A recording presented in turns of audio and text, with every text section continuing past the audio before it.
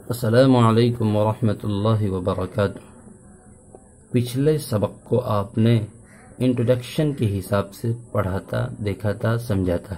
اس سبق کے اندر آپ پڑھیں گے صحیح کیا ہوتا ہے، ثلاثی مجرد کے ابواب، ثلاثی مجرد کے ابواب اور اس کے اندر صحیح کس کو کہتے ہیں،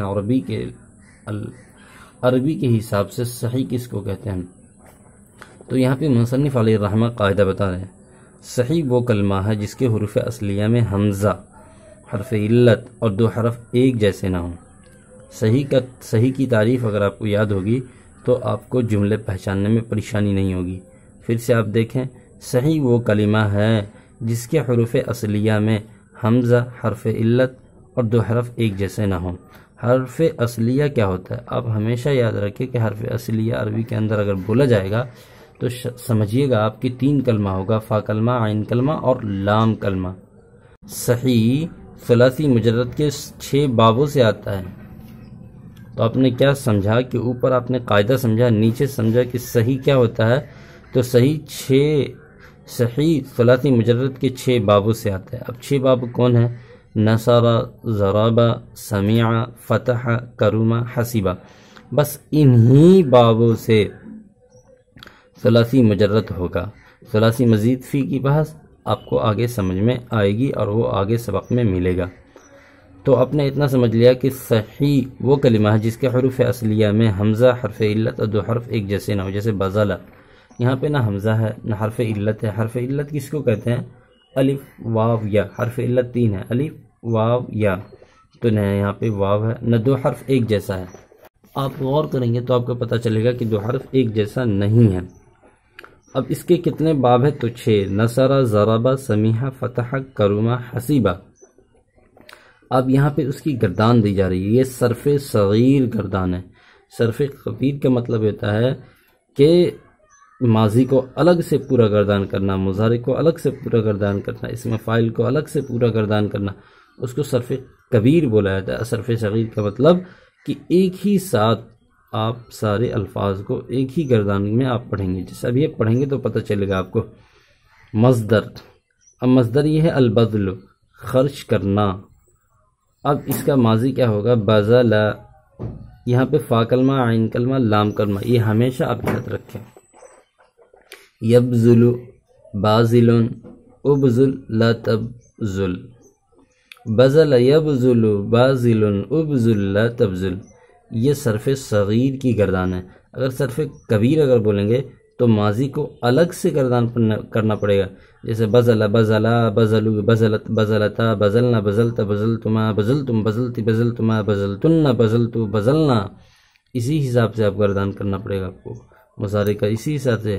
یبذل، یبذلان، یبذلون، تبذل، تبذلان، یبذلن، تبذل، تبذلان، تبذلون، تبذلین، تبذلان، تبذلن، ابذل، نبذل، اسی حساب سے آپ کو اسم فاعل، امر، نہیں، اسم مفعول، یعنی اس کو الگ الگ گردان کرنا پڑے گا۔ کہنے کا مطلب یہ ہے کہ صرف صغیر اور صرف کبیر کو آپ سمجھے۔ صرف صغیر کا مطلب یہ ہوتا ہے کہ ایک ساتھ ساری گردان کو کرنا، اور صرف کبیر کا مطلب یہ ہوتا ہے کہ ہر باب کو اور ہر باب کے اندر جو ماضی، مضارع، امر آنے والا ہے اس کو الگ الگ سے گردان کرنا۔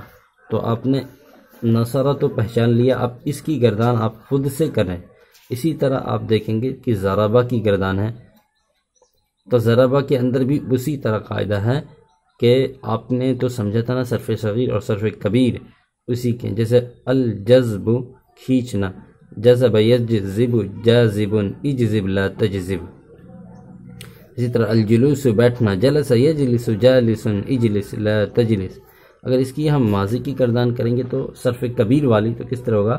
جلس، جلس، جلسو، جلست، جلستا، جلسنا، جلست، جلستما، جلستم، جلستی، جلستما، جلستن، جلست، جلسنا، یجلس، یجلسان، یجلسون، تجلس، تجلسان، یجلسن، تجلس، تجلسان، تجلسون، تجلسین، تجلسان، تجلسن، اجلس، نجلس۔ اسی حساب سے آپ کو گردان کرنا پڑے گا۔ میں صرف 1-2 گردان بتاتا ہوں تاکہ آپ اسی بیس پر آپ گردان سیکھیں اور کریں۔ یہ بنیادی کتاب ہے نا، اگر سارے فعل کی گردان کرتے چلے تو یہ ویڈیو لمبا ہو جائے گا، تو یہ مناسب نہیں ہے۔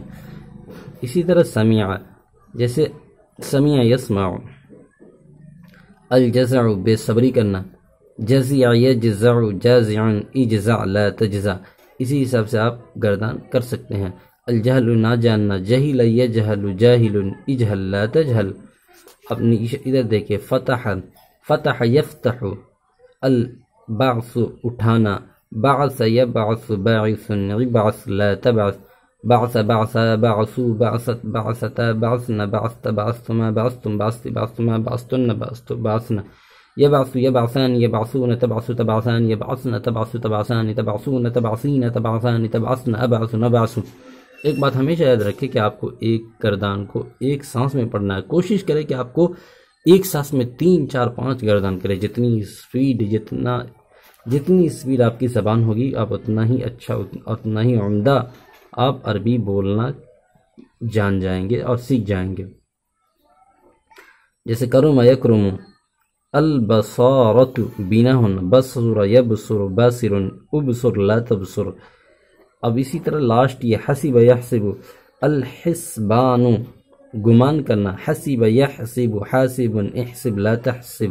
آپ نے جو پڑھا ہے یہ قاعدہ اور اس کے اندر آپ نے 6 ابواب جو ثلاثی مجرد کے پڑھے ہیں، میں نے ان کو اشارتاً میں نے بتا دیا ہے۔ جو اگلا سبق شروع ہوگا وہ مضاعف سے شروع ہوگا، تو آپ یہاں دیکھ سکتے ہیں۔